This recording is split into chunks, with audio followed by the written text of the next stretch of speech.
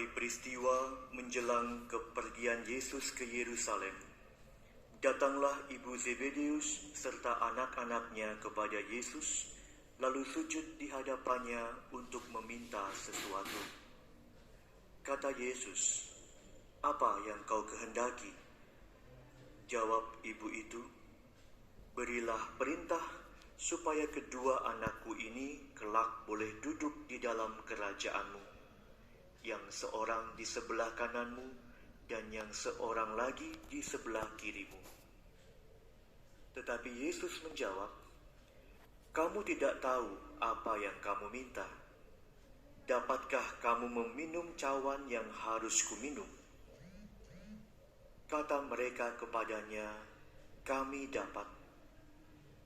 Yesus berkata kepada mereka, "Cawanku memang akan kamu minum, tetapi hal duduk di sebelah kananku atau di sebelah kiriku, aku tidak berhak memberikannya. Itu akan diberikan kepada orang-orang bagi siapa Bapa-Ku telah menyediakannya." Mendengar itu, marahlah ke-10 murid yang lain kepada 2 bersaudara itu.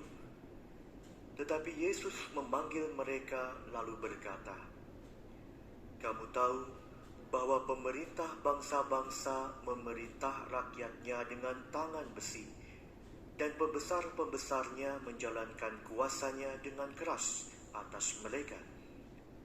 Tidaklah demikian di antara kamu.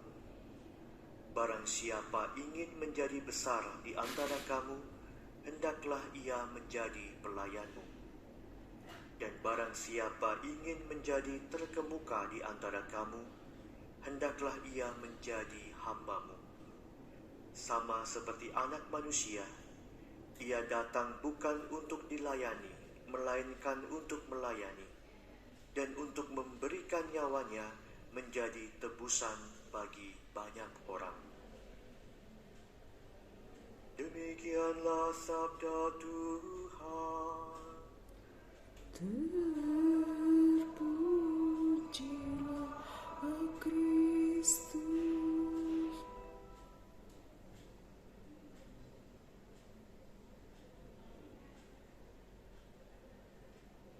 Pengalaman pribadi yang otentik dan sangat berkesan ternyata sangat berkuasa menggerakkan seseorang untuk berani bersaksi.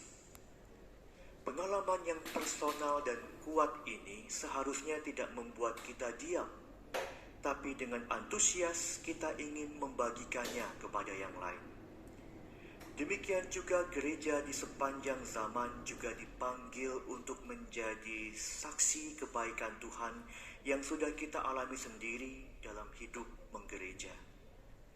Harta iman ini tidak hanya berhenti menjadi milik kita sendiri, tapi seperti yang Santo Paulus katakan dalam bacaan pertama tadi, "Karena kami percaya, maka kami juga berbicara." Dan kesaksian ini hanya akan berdaya guna jika kita sungguh mengalaminya sendiri, pengalaman yang personal bersama Allah. Demikian juga Santo Yakobus dengan berbagai pengalaman personalnya bersama Yesus sudah menjadikannya sebagai rasul yang antusias dan bersemangat dalam mewartakan Injil.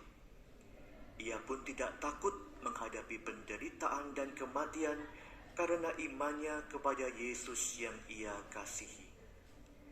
Keberaniannya ini seakan-akan menjawab tantangan Yesus dalam Injil hari ini untuk meminum cawan penderitaan yang harus ia minum agar dapat menikmati kemuliaan surgawi. Santo Yakobus pun terbukti menjadi yang pertama dari antara 12 rasul Yesus yang memperoleh mahkota kemartiran. Inilah panggilan kita sebagai anggota gereja yang juga mau bergerak keluar dan mengalami perjumpaan dengan yang lain untuk menceritakan baiknya Tuhan dalam hidup kita. Tentu tidak perlu menunggu pengalaman yang fenomenal untuk menjadi seorang saksi Kristus yang hebat.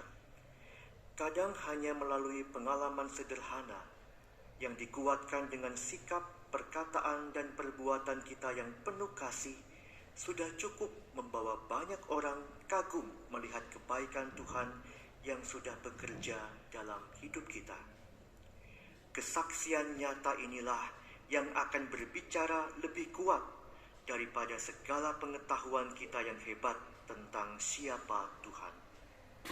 Dengan penuh keberanian dan sukacita, kita pun mau bersaksi, berbagi pengalaman-pengalaman indah kita bersama Tuhan yang baik, sehingga banyak orang mengenal dan memuliakan Tuhan.